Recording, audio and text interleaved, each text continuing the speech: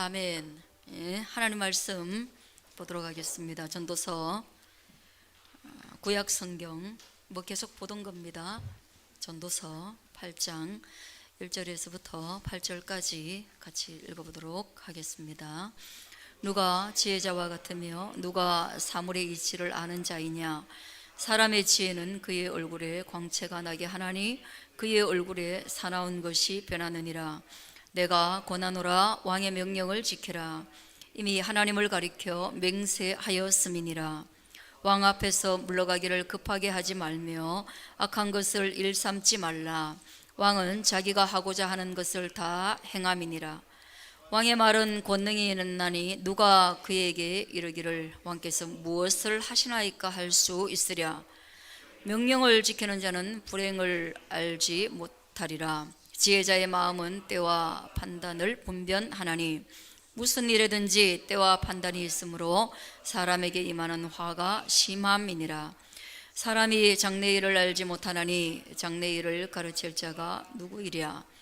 바람을 주장하여 바람을 움직이게 할 사람도 없고 죽는 날을 주장할 사람도 없으며 전쟁할 때를 모면할 사람도 없으니 악이 그의 주민들을 건져낼 수는 없느니라. 아멘. 예. 제가 이 말씀을 드리고 싶어요. 왜 믿음 있는 사람이 읽어야 되느냐? 지혜라는 것이, 오늘 이 전도서에서 보면 지혜라는 것이 대부분 예수님을 가르치거든요. 그리고 이 솔로몬 왕은 자기를 전도자로 표현하고 있는데, 그러면 뭐냐? 자기가 전도자로서 누군가를 불러내는 거예요. 모으는 거예요. 누구에게로 모으는 것입니까? 지혜자이신 예수님께로 모으는 거예요. 그게 신약 성경에는 어떻게 표현되고 있느냐 하면, 우리가 예수님께로 나아가는 거, 그거 바로 예수님의 부르심에 대답하고 예 여기 있습니다 하고 나아가는 거, 그게 바로 에클레시아거든요. 누가 교회로 나옵니까? 전도하면 그 전도자의 말을 듣고 사람들이 모이는 거기가 교회거든요. 그러면 솔로몬은 뭐예요? 예, 이 지혜서를 통하여서, 이 전도서를 통하여서 예수 그리스도에게로 구원으로 불러 모으고 있는 거예요. 근데 여러분, 이거 불러 모으는데 한계가 있는 거예요. 어떤 한계가 있느냐? 솔로몬은 예수님의 언약은 받았지만 예수님을 만난 적이 없는 거예요. 그러니까 쉽게 얘기하면 잘 모르는 사람에게 뭘 배우면 그게 쉬워요, 어려워요? 예? 어려워요. 예수님 믿은 지 1년밖에 안 된 사람이 전도하러 나가가지고 사람들을 전도해요. 예수님을 설명해요. 그러면 그 사람은 들으면 들을수록 예수님을 모르겠는 거예요. 그리고 나중에는 부처님하고 똑같네, 이런 답이 나오는 거예요. 이게. 그럼 솔로몬이 무식해서 그런가? 그건 아니에요. 솔로몬 시대에 솔로몬은 예수님에 대해서 그 시대의 모든 사람보다 많이 아는데 누구보다 많이 모르는 거예요. 우리 시대의 초등학생만큼밖에 예수님에 대해서 모를 수도 있어요. 그럼 뭐예요? 시대의 한계죠. 예. 마치 조선시대의 사람이 민주주의를 설명하는 거하고 똑같아요. 예. 신분사회에서 민주주의를 설명해요. 인권을 설명해요. 그 설명이 되겠어요? 그 다 듣고 나면 뭐예요? 청중들이 와, 그 좋은 거는 같은데 굉장히 어렵다, 이렇게 되는 거죠.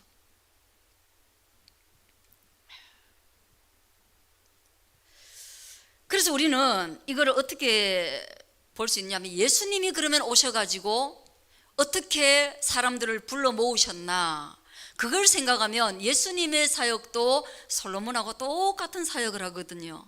복음이신 예수 그리스도가 솔로몬에게 약속해가지고 어렴풋했던 그 언약하셨던 예수님이 친히 이 땅에 오셨거든요.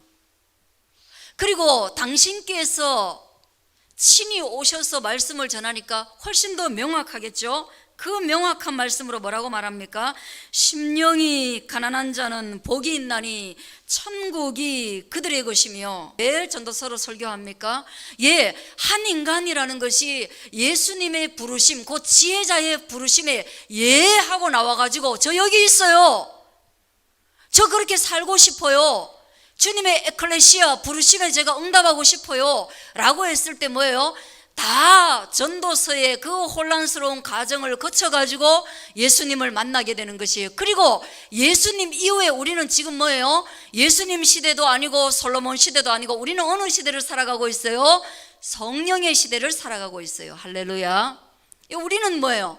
예수님은 육체를 가지고 있기 때문에 유대 땅에 한정적으로 다니셨잖아요. 솔로몬은 뭐예요? 그보다 더 못해요. 언약을 받았는데 그 언약의 메시아가 언제 올지도 모르고 어떤 식으로 올지도 모르는 더 넓은 범위에서 메시아를 기다렸단 말이에요. 그럼 우리는 뭡니까? 예수님 이 땅에 오시고 죽으시고 부활하시고 승천하시고 그리고 난 뒤에 뭐예요? 120명의 성도들이 간절히 기도를 통하여서 마가의 다락방에서 성령의 기름을 받고 성령이 마음속에 들어와 버렸단 말이에요. 우리 마음속에 지혜자가 들어온 거예요. 그러니까 우리는 훨씬 더 이해가 쉽죠. 그런 과정들 때문에 전도서도 설교에 필요하다. 필요하다. 그리고 더더욱이 마태복음만 가지고 설교하면 목회자들이 할 일이 너무 없지 않겠어요? 그죠? 너무 없지 않겠어요? 전도서가 있어야 이제 예수님을 혼란스럽게 믿고 있는 사람들에게 훨씬 더 풍부하게 다가갈 수 있다 이거죠. 예, 그러면 성령님이 오셨을 때는 어떻게 됐어요? 훨씬 더 명확하게 이야기합니다. 성령이 우리 마음에 오시니까 교회당에 딱 들어왔는데 성령이 우리 마음에 확 들어오셔버리면 뭐예요? 전도서에서 있었던 모든 갈등이 이해돼 버리고 산상수훈의 말씀이 이해돼 버리고 그러면서 뭐예요? 사도들이 말했던 것처럼 주 예수를 믿으라 그리하면 너와 내 집이 구원을 얻을 것이다. 여기에 도달하게 되는 거예요. 그럼 뭐예요? 누가 지혜자와 같으면 누가 사물의 이치를 아는 자와 같겠느냐?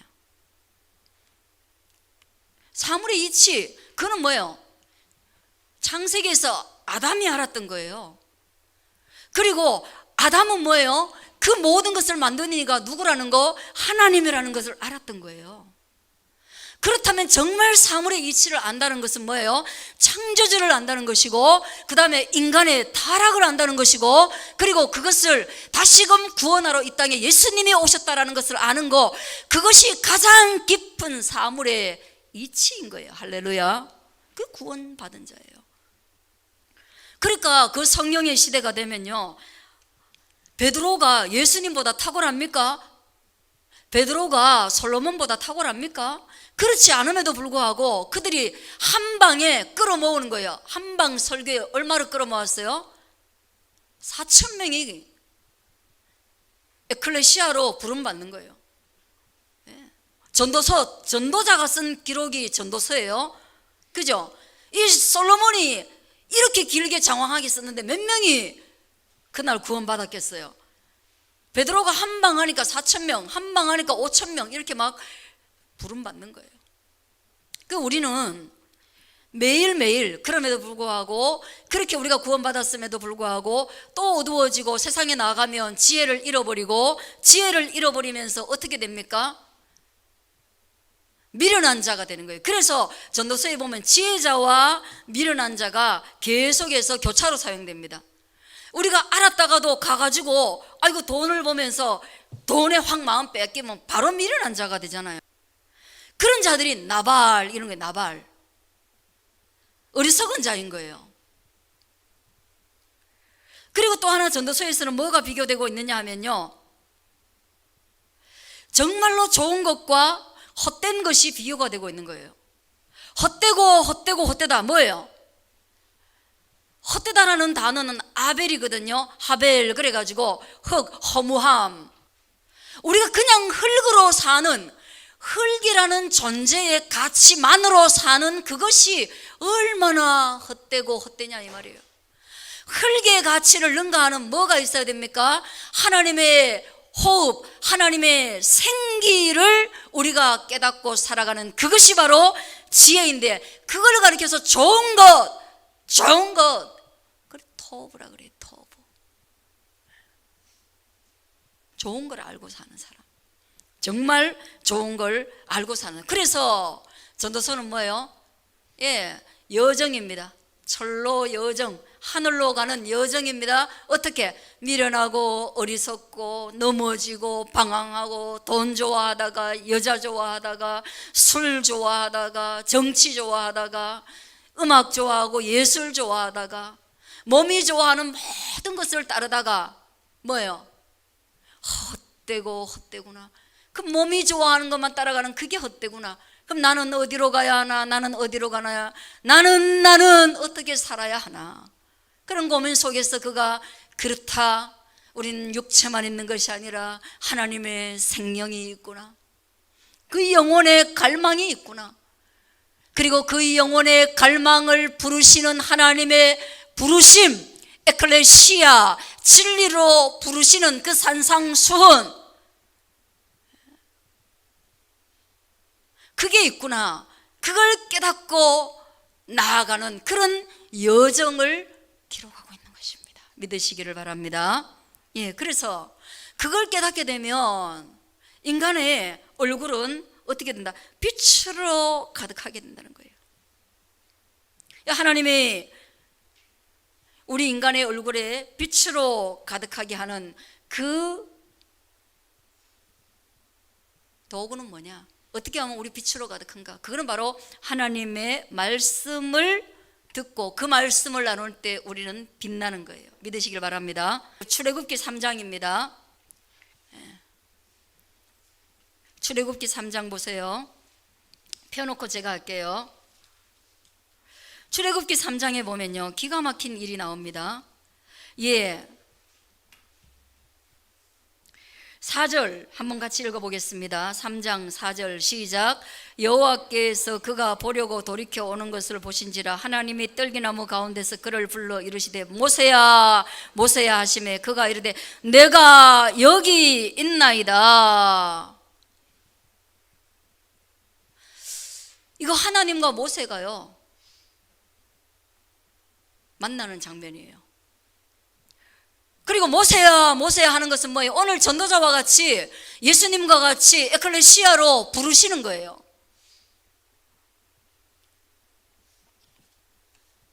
여러분, 모세가요, 한번 보세요. 모세가요 보통 사람 아닙니다. 여러분, 솔로몬하고 모세하고 닮았어요. 왜? 왕실에서 왕궁 교육 받았잖아요. 왕자였잖아요. 솔로몬도 왕자였잖아요. 그러니까 우리 인생이 그토록 추구하고 목매는 것들을 대부분 다 경험해 본 사람이란 말이에요. 근데요, 모세가 40대 때까지 그렇게 이집트에서 왕자로 살다가 왜 이 광야에서 목동이 됐느냐, 이런 기막힌 인생 한번 생각해 보세요. 의자 아래까지 왕이었다가 양치기로 인생이 전락하는 거 한번 생각을 해보세요. 여러분, 모세가요 왕자고 그 뒤에 왕이 될 수 있는 길이 있는 사람이었어요. 그런데 그가 정말로 누구를 위해서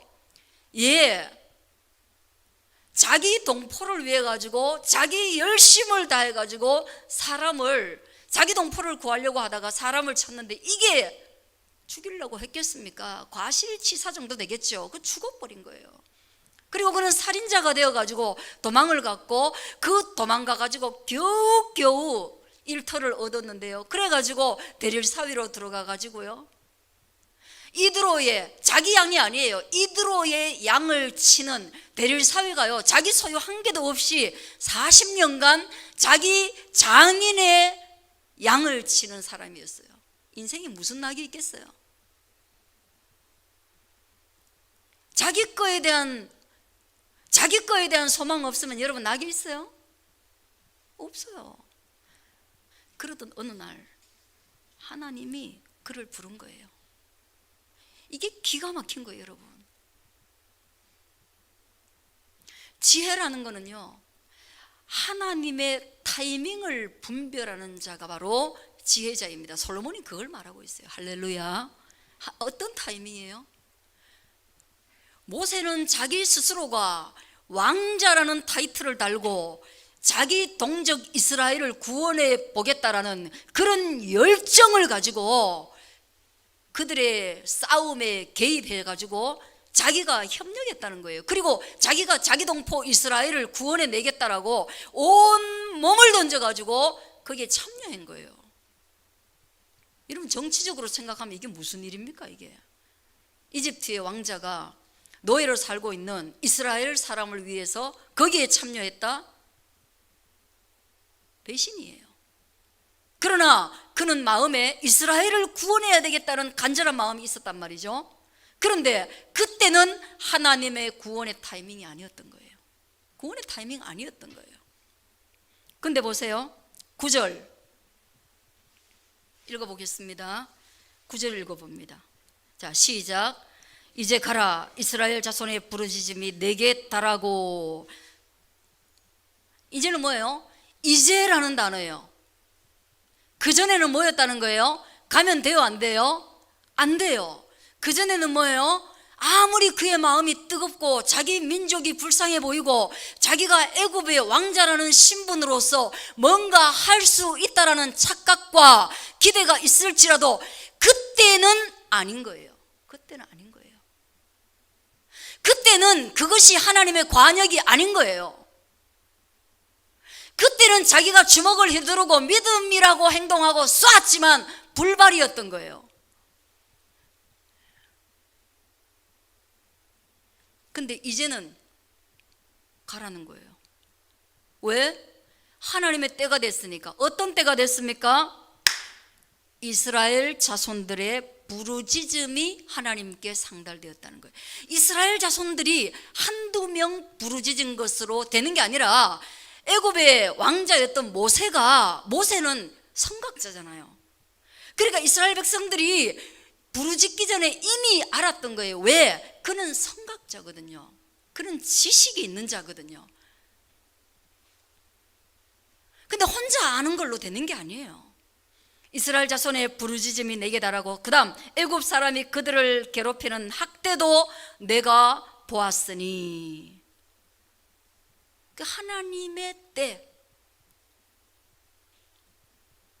그 지난번에 제가 말씀드릴 때 전도서 3장을 말씀드릴 때 했던 것 같은데, 하나님의 때는 뭐라 그랬어요? 카이로스. 그 카이로스의 때는 뭐예요? 한번 따라하겠습니다. 역사를 만드는 때. 그런 거죠. 모든 것이 성경에 기록될 만한 역사는 아니란 말이에요. 하나님의 때라는 것은 카이로스, 이 하나님이 지금이야 라고 말하는 그때 활을 탁 쏘면 뭐예요? 그토록 불가능해 보였던 이스라엘의 구원이 일어나는 것입니다. 할렐루야. 우리 삶에도 하나님의 때와 내가 하나님께 헌신하는 그때가 맞아떨어지면 그때는 내 인생에 뭐가 나타나는 거예요? 역사가 나타나는 줄로 믿습니다. 이게 우리의 믿음인 것이에요. 그래서 인생 사는 사람들은 뭐예요? 그 카이로스의 때가 너무너무 모르니까 그냥 이래 놓은 거예요. 자, 새로운 생명이 이 땅에 태어났으면 우리 역사적인 순간입니까? 아닙니까? 한 개인에게 역사적인 순간이에요. 근데 그걸 뭐예요? 무겁고 아주 뭐예요? 가치 있게 안 받아들이면 뭐예요? 저 인간 저거 아들을 낳았는데도 변화가 없다, 이렇게 되는 거예요. 카이로스의 때로 받아들이면 뭐예요? 야, 내가 새로운 아들, 이거 내 생명 같은 아들이 이 땅에 태어났으니 이것을 카이로스, 내 인생의 카이로스, 뭔가 역사가 변환되고 전환되는 때로 생각해가지고 내가 이제 아버지가 돼야 되겠다, 책임감을 가져야 되겠다, 경건한 삶을 살아야 되겠다, 돈 10만 원 쓰던 거 5만 원으로 줄여야 되겠다, 10,000원도 아끼면서 이 부양의 책임을 져야 되겠다. 그러면 그 인간 변하는 거예요. 이해 가시겠어요? 예수 안 믿는 사람도 그렇게 카이로스의 때를 만들어가는 거예요. 그럼 결혼할 때 여러분 인간 안 변하면 어떻게 돼요? 정말 인간 안 변합니다. 인간 안 변합니다. 그래서 이걸 역사 속에서 우리가 변화하라고 간혼상제에 이걸 무겁게 하고 이거 불편해 죽겠는데 뭐 평소에 안 입던 웨딩드레스를 입고 평생 안 하던 돈을 써가면서 온갖 사람을 다 불러와가지고 그렇게 하는데 점점 이 일을 가볍게 여기고 있으니 인생의 카이로스는 점점 사라져가는 거예요. 가장 중요한 때가 뭐냐? 가장 중요한 인생에서 카이로스로 만날 수 있는 중요한 때가 뭐냐? 오늘 GSS는 뭐라고 말합니까? 한번 따라 하시겠습니다. 초상집에 가는 것이 너의 삶을 변화시킬 수 있는 기회가 된다 이 말이에요. 여러 간혼상제 중에 우리의 인생을 가장 깊이 돌아보게 하는 것은 뭐냐? 그건 죽음이라는 거예요. 죽음.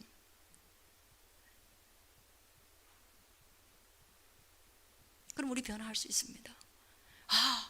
이런 때가 오는구나. 이런 때가 오는구나. 그렇게 해서 결국은 뭐예요? 예수 믿는 사람은 하나님의 때를 따라가는데, 그런 카이로스를 따라가는데, 예수 안 믿는 사람들은 그냥 그렇게 정해진 몇 가지 사건을 놓고 하는 것이에요. 그러나 모세는 뭐예요? 정말로 하나님의 카이로스 때에 부름을 받았고, 그 부름의 때에 과거에는 자기가 할 수 있었는데 못하게 하셨던 그 일을 지금은 못하겠는데 하나님이 하게 하실 때는 하나님이 관역을 명중시킬 수 있는 그런 모든 길을 여호와 이레로 예비에 놓으셨다는 것을 믿으시기를 축원합니다. 그게 때예요. 그게 때예요. 놀라운 거예요. 자, 그래서 우리는 오늘 결론 하나 합니다. 시간이 너무 많이 갔어요. 4분의 1을 했는데 지난주에도 이래가지고 망쳤는데 또 망치겠습니다. 우리는 인간이에요. 우리는 인간이에요, 여러분. 인간은 전통에 화살이 많습니까? 총알이 많습니까? 적습니까? 인간은 무한해요, 총알이? 아니에요. 우리는 총알이 무한하지 않아요. 모세 총알 한번 잘못 썼다가 40년 동안 총알 모은이라고 죽을 뻔했어요. 총알이 많지 않아요? 화살이 많지 않아요? 그렇다면 우리는 그냥 무작위로 되고 말고 아무거나 보면 쏘면 됩니까? 안 됩니까? 안 돼요. 여기에서 우리는 뭐예요? 뭐가 와요? 탈진이라는 게 와요. 번아웃이에요, 이게. 그럼 우리 어떻게 해야 됩니까, 주님? 모세도 실패했는데 솔로몬도 어려워했는데 그럼 도대체 우리는 뭐라고요? 뭐라 그랬어요? 우리 솔로몬보다 모세보다 지금 어떤 시대에 살고 있어요? 성령의 시대에 살고 있어요. 그분들하고 비교조차 안 돼요. 우리가 훨씬 더 유리해요. 우리가 더 출발선이 좋아요. 그렇다면 어떻게 해야 됩니까? 한번 따라하겠습니다. 겸손함으로 기도하며 하나님의 때와 하나님의 뜻을 구한다. 그렇게 해야 돼요. 하나님의 때도 알고 하나님의 뜻도 구하는 것이 무엇입니까? 기도입니다. 하나님, 나 어떻게 할까요? 하나님, 이거 동거할까요 말까요? 한번 기도해 보세요. 그렇다면 당신의 하나님이 동거할까요 말까요? 기도하라고요. 그래가지고 당신의 하나님이 그래, 너는 예외 조항으로 동거를 허락하노라, 이래 응답하면 하라고요. 그러면 뭐예요? 총알을 낭비하지 않는다고요. 그러면 어떻게 해요? 우리의 전통의 화살을 아끼는 거예요. 우리의 총알을 아끼는 거예요. 쓸모 있는 데만 쓰는 거예요. 그리고 뭐예요? 오늘 성경 본문에 보면 뭐예요? 그게 왕의 오더라는 말이에요. 하나님의 뜻과 하나님의 때가 2절하고 3절하고 좀 보세요. 하나님의 오더, 그게 왕의 오더를 들으라고 하거든요. 그 왕이 누구입니까? 예수 그리스도잖아요. 예수님이, 하나님이 우리에게 오더할 때 그 내용이 있을 거 아니에요. 근데 오더하는데 그냥 가만 서 있어요. 가끔씩 보면 그런 사람 많아요. 뭐 말하는데 가만 서 있어요. 그건 말 안 했는데 딴 사람이 와가지고 벌써 했어요. 그럼 왕은 누구를 보게 됩니까? 왕의 오더를 따른 사람을 보게 되는 거예요. 그리고 화살을 뭐예요? 함부로 쏘면 안 되는 거예요. 그러면 그 화살에, 내가 막 함부로 쏜 화살에 기도 응답도 없이 하나님의 뜻도 아니요 때도 아닌데 막 함부로 쏜 화살에 뭐예요? 저 뒤편에 보면 이런 게 있어요. 악한 일도 안 했는데 괴로움을 당하는 사람을 나는 이해할 수가 없다. 그거는 뭐예요? 이런 사람들에게 걸리는 거예요. 나는 무던히 지나가는데 저 사람이 화살 좀 많다고 그냥 하나님 뜻도 안 되고 말고 막 쏘는데 나는 그냥 무단히 지나가다가 그 화살에 내가 맞은 거예요. 하나님의 관역이 맞아야 되는데 내가 맞아요. 그럼 지나가던 사람이 악한 일도 안 했는데 그 사람이 손실을 입는 거예요. 세상에는 그런 일로 가득한 거예요. 이 지혜서 때문에 제가 머리가 지금 다 하얘지고 있는데 조금 더 나아지는 것 같습니까? 좀 이해가 되는 것 같습니까? 맹에 깔리면 다음 주에 난 또 죽었어요. 다시 해야 돼. 아, 이래도 안 되는구나. 그런 일이 가득하다는 거예요. 그래서 너 왕이 말할 때, 왕은 뭐예요? 왕은 말로 다스리는 자야. 한번 따라하겠습니다. 높은 사람은 말로 다스린다. 왕이 말로 다스려. 그래서 하나님이라는 그 왕은 말씀이신 거예요. 사실 예수님께서 내가 주와 선생이 되어서 너희에게 모범을 보였다 그러면서 예수님이 허리에 끈을 동이시고 제자들의 발을 씻기셨어요. 그거 그렇게 계속 하는 거 아니에요, 여러분. 너희들이 이렇게 하라고 하신 것이지, 왕이라는 것은요 말로 다스리는 거죠.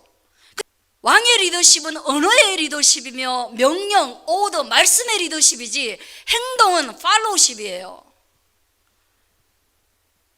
우리는 따라가는 자로서 행하는 거, 행동하는 거, 예수님 말씀하시는 거, 예, 종이 여기 있습니다. 오늘 모세가 말했잖아요. 예, 주님, 얘가 여기 있습니다. 그래, 너 발에 신발 벗어라. 그 말씀하시는 하나님 앞에서 예, 제가 신발 벗겠습니다. 모세도 말로 벗어요? 신발아 벗어져라 이렇게 해요? 아니요, 모세는 벗어요. 허리를 구부려 가지고.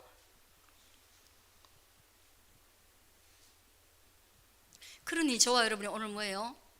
말씀을 듣고 그 부르심에 하나님의 때를 알게 되고 하나님의 뜻을 알게 되고, 그러면 이 말씀 안에서 하나님의 때와 하나님의 뜻을 알게 되면 뭐가 사라지는 것입니까? 진리가 너희를 자유케 하는데 뭐가 사라져요? 예, 근심이 사라지는 줄로 믿습니다. 걱정이 사라지는 거예요. 그러면 어떻게 얼굴에 빛이 안 나냐고요. 걱정이 없는데.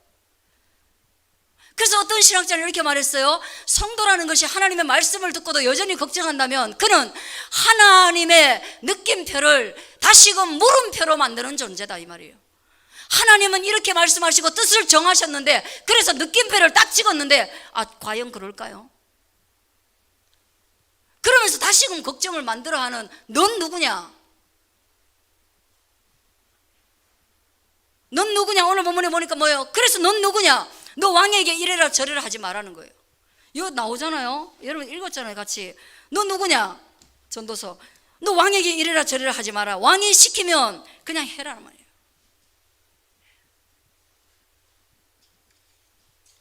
왕이 시키면 해라. 왕이 보고 계시다. 자, 예화 하나만 들고 마칠게요. 미켈란젤로 이야기입니다. 그는 30세가 되기 전에 피에타와 다비드상을 완성하면서 이미 유명한 조각가였어요. 근데 그가 교황 율리우스 2세로부터 성당 천정에 벽화를 그리라는 명령을 받게 됩니다. 나 그림을 그려야 되나? 거절하다가 너무 집요하게 청하니까 허락을 했습니다. 그리고 난 뒤에 그 성당 천정에 12명의 그 제자의 그림을 그리러 덤볐는데, 이 그리다 보니까 이게 창세기에 나오는 여러 사건들까지 기록하면서 400명이 넘는 인물을 그려 넣었다는 거예요. 4년간 그 일이 진행되었습니다. 그리고 그는 항상 누운 채로 천장에 그림을 그렸대요. 그럼 마지막에 이 일에 대해서 회상하면서 자기의 기력이 얼마나 손상을 입었는지를 말하고 있습니다. 나는 거의 시력이 다 없어져 버리고, 그리고 30대 중반의 나이인데 자기를 알아보지를 못한다는 거예요. 너무 노화가 돼가 늙어가지고 사람들이 자기 얼굴을 알아보지 못한다는 거예요. 그래서 주변에서 그에게 말을 했다면, 그렇게까지 신경 쓰고 그렇게까지 세심하게 그리고 그렇게까지 구석구석, 이 넓은 데서 별로 보지도 않는 구석구석까지 그렇게 해야 되냐? 아무도 안 보는데. 그렇게 말했대요. 그때 미켈란젤로가 이렇게 말했답니다. 예, 그러나 하나님이 보고 계십니다.